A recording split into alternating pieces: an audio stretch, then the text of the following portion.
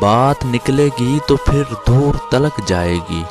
لوگ بے وجہ اداسی کا سبب پوچھیں گے، یہ بھی پوچھیں گے کہ تم اتنی پریشاں کیوں ہو، جگمگاتے ہوئے لمحوں سے گریزاں کیوں ہو۔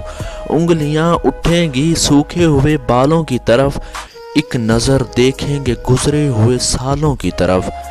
چوڑیوں پر بھی کئی طنز کیے جائیں گے، کانپتے ہاتھوں پہ بھی فکرے کسے جائیں گے۔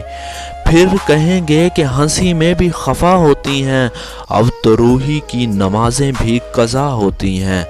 لوگ ظالم ہیں، ہر ایک بات کا تانا دیں گے، باتوں باتوں میں میرا ذکر بھی لے آئیں گے۔